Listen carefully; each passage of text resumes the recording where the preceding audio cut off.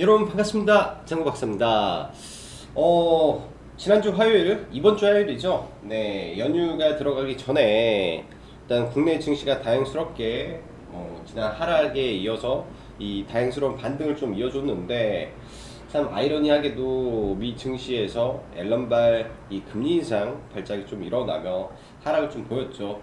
다행스럽게 미국이 장중 한때 3% 빠지는 그런 하락을 보였을 때 국내 증시가 차라리 휴장이었던 게 오히려 지금 보면은 참 다행스럽다라는 생각이 듭니다. 다이렉트로 그러한 영향을 시장이 받았다면 국내 증시가 조금 더 충격을 받았을 수도 있었던 내용이라고 저는 개인적으로 생각을 하는데, 그런 부분에서 이 연휴가 껴 있다 보니 그런 충격을 일부 흡수하고 오늘 시장이 열렸지 않나라고 판단이 되고요. 그래도 일단 시장이 전반적으로 반등을 해줘서 다행스럽긴 하지만, 이 과거의 대장주급 그리고 지난 이 시장이 하락하기 전에 시장을 주도했던 섹터들이 사실 이번에 반등할 때 굉장히 좀 어려움을 많이 겪고 있다라고 보여집니다. 말 그대로 시장의 색깔이 4월 달부터 지금 급격히 바뀌어 버렸죠. IT 반도체가 이제 한 번 더 랠리를 보여주면서 신가를 치고 난 다음에 철강 섹터가, 그리고 조선 섹터가, 그다음에 금융 섹터, 그리고 소비 유통 섹터가 바톤 타치를 하면서 시장을 끌고 가고 있다 보니까 기존의 IT, 그리고 2차 전지, 그리고 서비스 섹터, 그리고 진단 코로나 관련 섹터들, 제약바이오까지 할 것 없이 한쪽 측면은 굉장히 어려움이 지속되고 있고, 또 반대편에서는 굉장히 또 호황된 시장이 펼쳐지고 있다라는 것을 우리가 좀 체크를 하면서 봐야 되지 않나라고 생각을 합니다. 그러한 섹터의 흐름에서 뒤처지게 된다면 이 굉장히 조금 괴로운 구간이 많아요. 저도 그런 과정 속에서 조금 미스가 나면 손실을 보는 거고, 정박사가 터지면 수익 날 때는 한쪽에서 굉장히 또 크게 수익을 내고 하기 때문에 이 섹터의 흐름을 우선적으로 우리가 판단을 해야 됩니다. 지금의 섹터는 시크니컬 섹터가 굉장히 강세를 보여주고 있고, 기존에 있던 기술주 섹터가 굉장히 힘들다라는 것을 우리가 먼저 인지를 하고 시장을 봐야 되겠죠. 그렇기 때문에 이번에 이 자넷 앨런의 이 금리 인상 이슈가 있었을 때 나스닥이 좀 더 큰 폭의 하락을 보인 반면, 다우와 S&P 500은 오히려 상승을 했다라는 관점에서 시장의 질이 좀 다르구나 라고 우리가 빨리빨리 캐치를 하고 대응을 해야 됩니다. 자, 간밤에 미 증시 그래도 추가 하락은 했지만 다우나 S&P 관련된 종목군들은 상당히 좋은 모습을 보여주었는데요. 일단 금리 인상 이슈가 당연히 금융주 섹터에서는 굉장히 좀 강한 모습을 보여주었고, 여전히 이 시가총액 상위 종목에 포진해 있는 이 나스닥 피테크 기업들에게는 굉장히 좀 타격을 주는 모습이에요. 반면 최근 국제 유가 상승에 따른 유가 정유 관련 섹터들도 좋고, 베이직 머티리얼스, 그러니까 소재, 광물, 이런 철광석 관련된, 즉 인플레이션 우려가 있는 섹터도 굉장히 좋은 모습을 좀 보여주고 있습니다. 그래서 지금 시장의 색깔 주축이, 우리가 다시 시황으로 넘어가서 미 앨런의 금리 인상 발언으로 인한 시장의 발작은 다행스럽게 장 초반에 지수가 반등을 해주면서 일부 흡수를 했다라고 보는데, 우리가 이 앨런 발언에 대해서 다시 한번 생각을 해봐야 되죠. 앨런 발언이 있고 나서 시장에서 여는 총재들이 나와서 금리 인상은 시기상조다, 아직은 아니다라고 지속적인 발을 하고 있고, 앨런의 발언은 실수였다라는 말도 나왔습니다. 근데 앨런이 발언한 거는 이게 이제 라이브로 한 게 아니라 녹화 방송을 올렸다라는 거는 이미 계산된, 그리고 시장에 한 번의 신호를 주기 위한 계산된 저는 액션이라고 생각을 하고 싶고, 이번에 금리 인상의 근간은 곧 인플레이션의 급격한 상승과 백신 보급에 따른 고용 회복에 있다는 점에서 앨런은 시장에 분명히 신호를 보냈다라고 생각을 해요. 이미 인플레이션 수치가 2%대를 넘어서 2.3, 2.5를 향해 달려가고 있고, 이 파월 또한 2.5까지는 용인을 하겠다라고 했죠. 2% 이상까지는 용인을 하겠다. 즉 지속적으로 시장에서 인플레이션에 대한 우려를 계속 말을 하고, 파월 또한 인플레이션이 터지면 뭔가를 우리가 잡을 수 있는 카드가 있다, 즉 인플레이션은 올라가고 있다라는 걸 인정하는 모습의 발언이 저는 많다라고 생각을 합니다. 그래서 인플레이션 관련한 종목군들 계속 봐야 되고, 코스피 지수가 오늘 1%대 강세 모습으로 마감이 됐는데, 어제 오늘 해서 연기금이 좀 매수를 해주면서 좀 바닥을 지켜주는 모습은 굉장히 긍정적이다라고 볼 수 있습니다. 반면 지수의 주도주가 완전히 바뀌어버린 시장 속에서 기존 그러니까 작년 대장주 섹터를 우리는 아예 배제를 해버리고 지금은 시장을 봐야 될 것 같아요. 네이버, 카카오 너무 많이 올랐기 때문에 좀 주춤하는 모습이고, 2차전지 섹터에서도 마찬가지고요. 굉장히 대파동을 줬기 때문에 지금 좀 힘든 국면이고, 전기전자, SK하이닉스, 삼성전자도 마찬가지 흐름, 자동차들도 뒷전이죠. 반면에 올해는 조선, 철강, 해운 이 3박자를 맞춰서 해운의 BDI 지수가 올라가고, 이에 따라서 해운사들이 돈을 많이 벌기 때문에 추가 발주를 할 것이다, 혹은 국제유가가 올라가기 때문에 이런 정제마진의 향상으로 인해서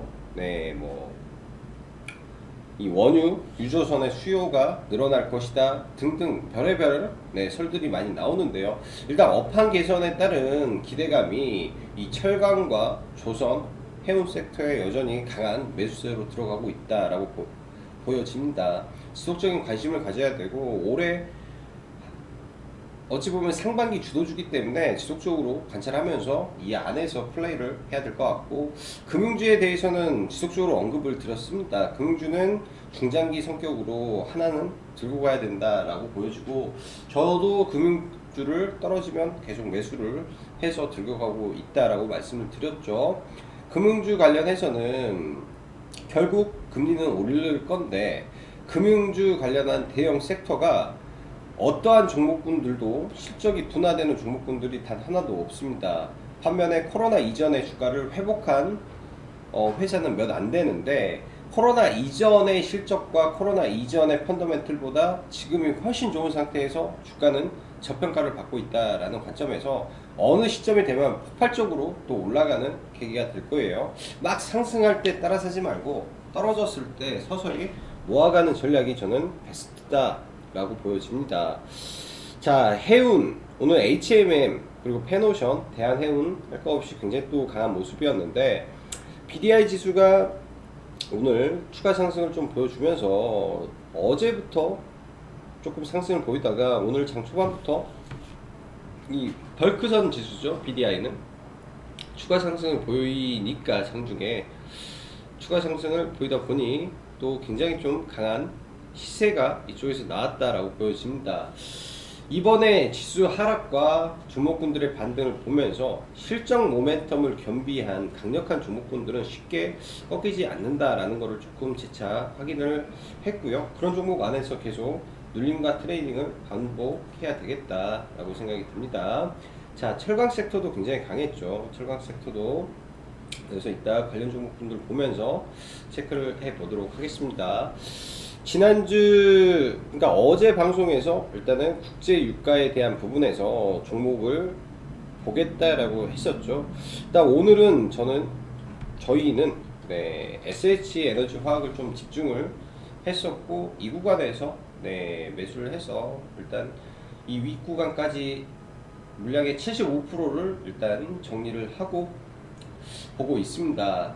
SH 에너지 화학 관련해서 일단 유가 관련 섹터 내에서 대장이 저는 SH 에너지 화학이라고 생각을 하고, 이 종목이 SK, STX 중공업과 같은 모습을 보여준다면 좀 더 추가 상승을 해줄 수 있다라고 저는 보여져요.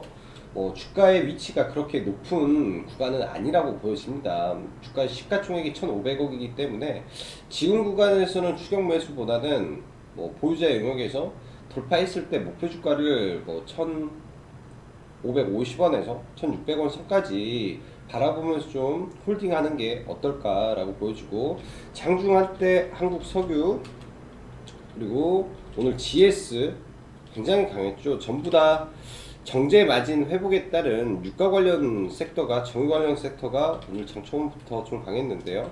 최근에 S오일도 신고가 흐름을 보여주고 있고 SK이노베이션도 이번 5월 13일 날 발표되는 이 실적 부분에서 이 유가의 상승으로 인한 실적 회복이 상당 부분 유지가 됩니다. 그래서 그런 부분에서도 한 단계 레벨업이 되고 있지 않나 라고 생각을 하고 있고, 이 SH 에너지 화학 같은 경우는 제가 볼 때는 추가 홀딩도 좋아 보인다 라고 보여지네요.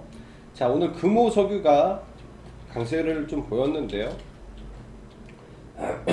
일단 신고가를 또 만들어냈죠. 신고가를 만들어내고 장중 한때 프로그램 매수가 1200억을 넘게 큰 자금이 들어왔기 때문에 일단 신고가 이후에 이런 눌림목 구간을 한번 지켜봐야 될 것 같습니다.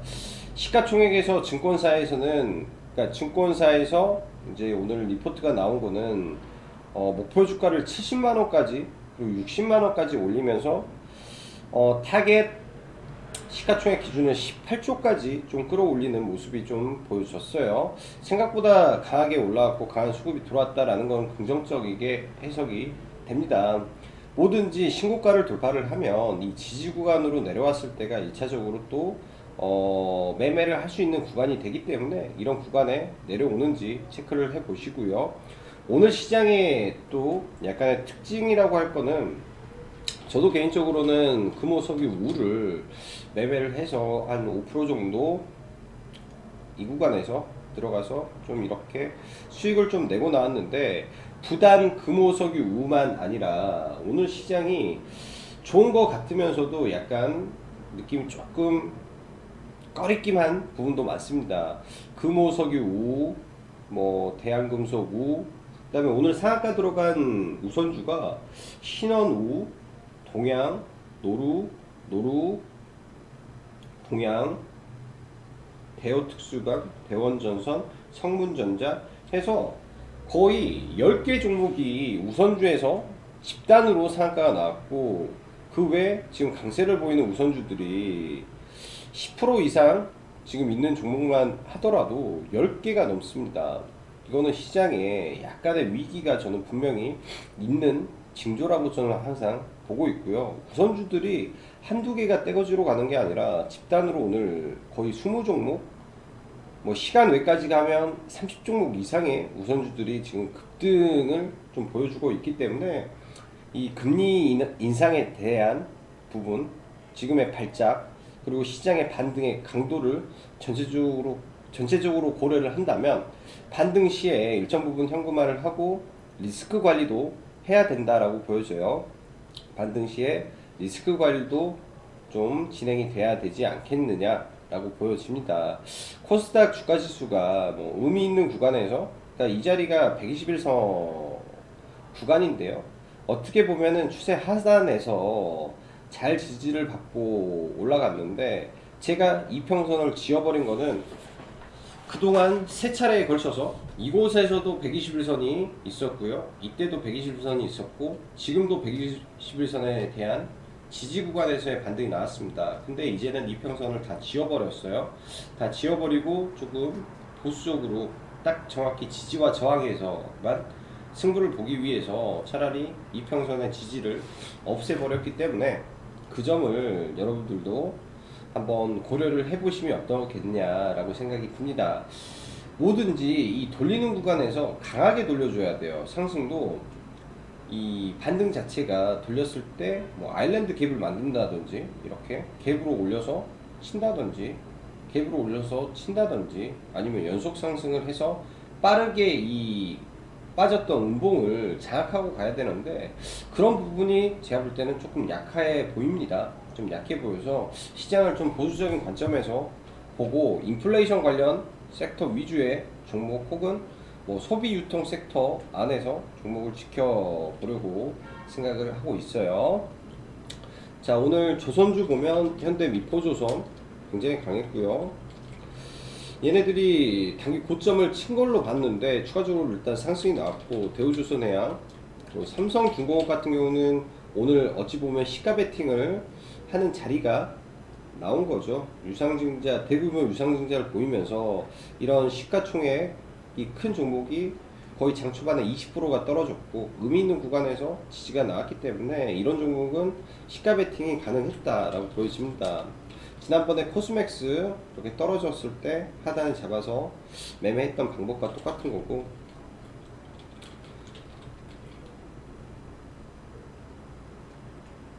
자, 종목군들 몇 개만 체크를 해볼게요. LG 디스플레이. 최근에 외국계 매도가 지속되면서 거의 외국계 매도가 한 7일 동안 1000억을 쏟아붓고 빠졌는데 연기금의 매수세가 여전히 유지된다라는 것은 긍정적이지 않나라고 생각을 해요. 강한 종목에서 지금 지지를 받고 있기 때문에 이 하단을 지켜주면 기관 누적 수급이 강했던 구간에서 대반등을 볼 수 있겠다라고 보여집니다. 실적적인 부분에서도 LG 디스플레이 괜찮다라고 보여지고요. 소비 유통 섹터에서 현대백화점 전일 일부 물량은 팔고 일부는 홀딩하고 가는데 이 창구가 조금 얘네가 바꿔서 들어오는 느낌이 난다라고 보여집니다. 지속 홀딩 관점에서 좀 봐야 될 것 같고, 지금 백화점 유통 섹터에서는 신세계가 대장으로 치고 가고 있기 때문에 신세계가 조정 보이고 올라가는 시점에 다 같이 가지 않을까라고 보여집니다. 호텔 신라도 마찬가지고요. 굉장히 이쪽 섹터가 어느 순간부터 시장 수급이 완전히 바뀌었어요. 호텔 신라도 마찬가지고 신세계도 그리고 현대백화점도 수급 자체가 완전히 바뀌어 있는 섹터이기 때문에 긍정적으로 해석을 해도 좋겠다라고 보여집니다. 자, 오늘 텔레칩스라는 종목이 MCU, 즉 차량용 반도체에 들어가는 이 칩을 국산화에 성공했다라는 이슈로 일단 상한가를 들어갔는데, 최근에 어버브 반도체가 비슷한 이슈로 거의 상한가 근처까지 갔다가 눌려서 좀 올라오는 모습을 보여줬죠. 어버브 반도체랑 똑같은 이슈로 올라왔던 종목이기 때문에 텔레칩스 여전히 관심을 가지고 좀 봐야 될 것 같습니다. 굉장히 높은 구간에서 일단 상한가가 나왔기 때문에 의미 있는 내용의 상한가는 맞다라고 보여줘요. 의미 있는 내용의 상한가가 나왔다라고 보여주고, 보통 상한가에 들어간 종목에서 이 눌림의 구간을 이 강한 돈이 들어오는 자리를 눌림 구간으로 보셔도 괜찮습니다. 이런 구간을 설정해 놓고 매매 대응해도 저는 괜찮지 않겠느냐 라고 보여지고요. 자, 화요일날 강하게 반등을 줬던 셀트리온과 셀트리온 헬스케어, 일단은 기술적 반등 흐름인데 여기서 빨갛게 되어 있는 300일선을 강하게 이탈을 안 한 선에서 빨리 돌려줘야 될 것 같고, 기술적 반등 흐름에서 12만원 선까지 간다면 물량을 전체 줄이고 다시 봐야 되지 않나 라고 생각이 들어요. 추세 상승보다는 기술적 반등 흐름이 유지가 되고 있다 정도로 보여지기 때문에. 자, 그리고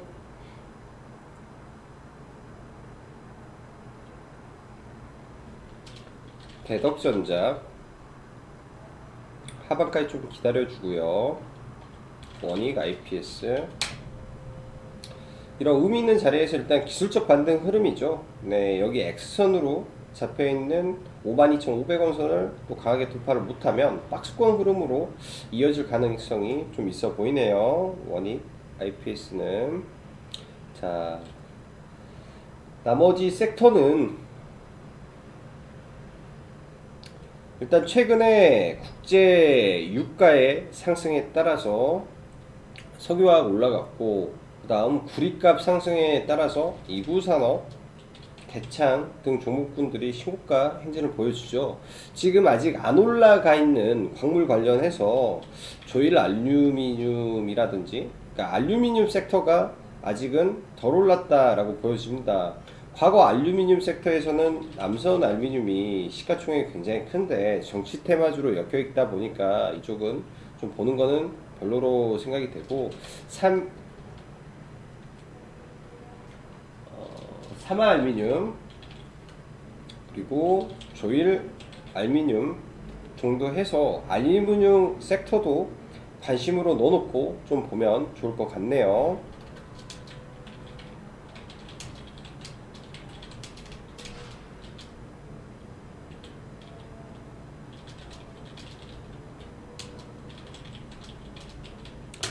자, 오늘도 시장 대응하시느라 수고 많으셨고 다행스럽게 시장이 반등 줘서 이런 반등이 조금 더 이어졌으면 하는 바람으로 오늘 방송 마무리하도록 하겠습니다. 자, 그럼 여기까지 장구 박사였습니다. 감사합니다.